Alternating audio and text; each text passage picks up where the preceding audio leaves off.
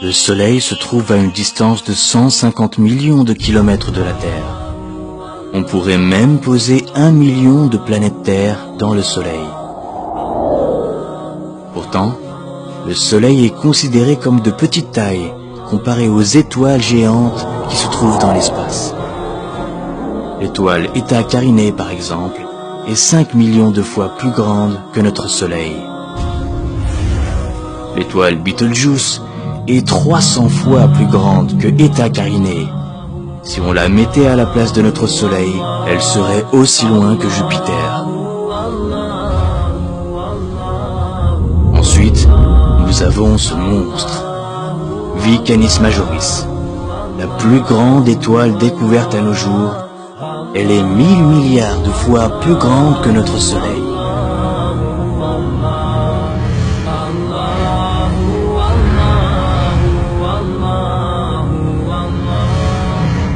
La Terre n'est plus qu'un vulgaire grain de sable.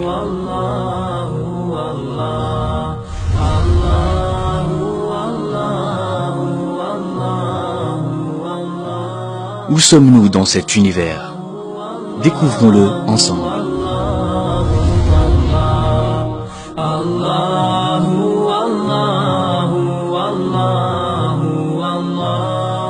Si nous dépassons la couche thermosphère, située à environ 80 km au-dessus de nos têtes, nous verrions la Terre ainsi.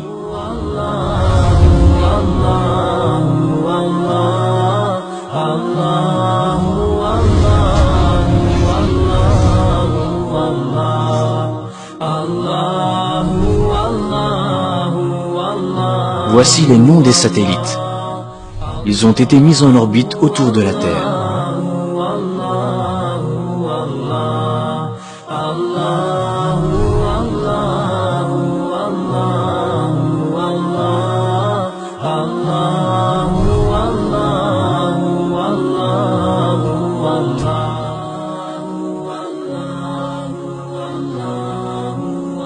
Et voici le Soleil.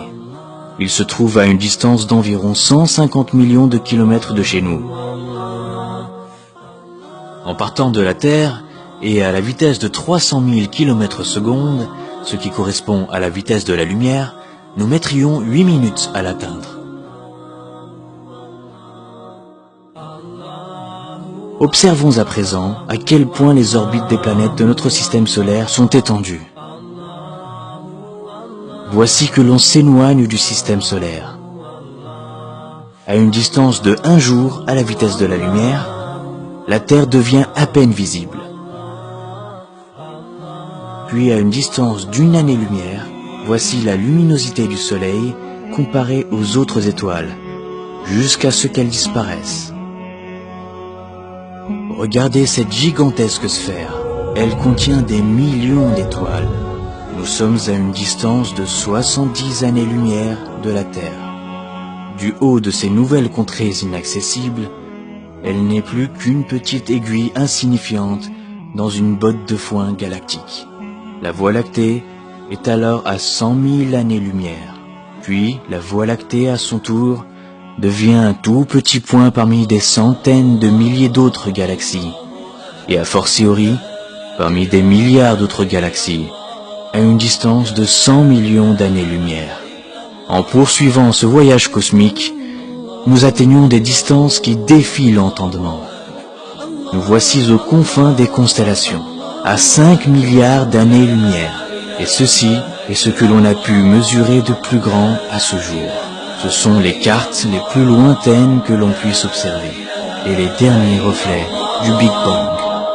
Arrivé à la fin de cet incroyable voyage intercéleste, à une distance époustouflante de 13,7 milliards d'années-lumière, et qui contient des trillions de galaxies, nous voilà en vérité dans le premier ciel du bas monde et ses ornements, Zinatus Semae Dunya. Tout ce que l'on vient d'entendre et de voir, sur les étoiles et ses orbites, ses galaxies et ses astres, et si l'on se conformait aux nouvelles théories des multiverses ou métaverses, tout cela n'est autre que le ciel du Semae Dunya, le premier ciel du bas monde. Au-dessus se trouve donc un second ciel, et au-dessus un troisième, et ainsi de suite, jusqu'à atteindre 7 cieux superposés. Et conformément au hadith du prophète Mohammed sallallahu alayhi wa sallam, les 7 cieux comparés au siège d'Allah ne sont semblables qu'à un anneau jeté dans le désert.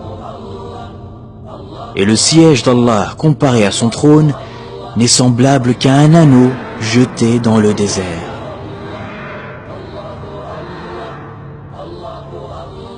Si tout ce vaste univers qui dépasse l'entendement n'est autre que la pièce de monnaie et le désert, le trône d'Allah, alors imaginons la grandeur d'Allah.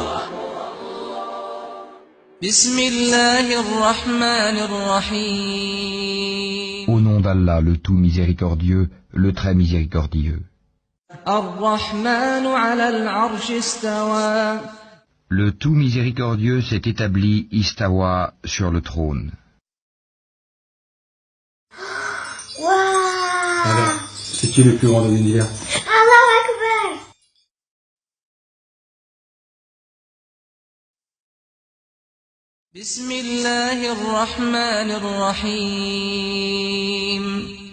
الله لا إله إلا هو الحي القيوم لا تأخذه سنة ولا نوم له ما في السماوات وما في الأرض من ذا الذي يشفع عنده إلا بإذنه يعلم ما بين أيديهم وما خلفهم ولا يحيطون بشيء من علمه إلا بما شاء وسع كرسيه السماوات والأرض ولا يؤوده حفظهما وهو العلي العظيم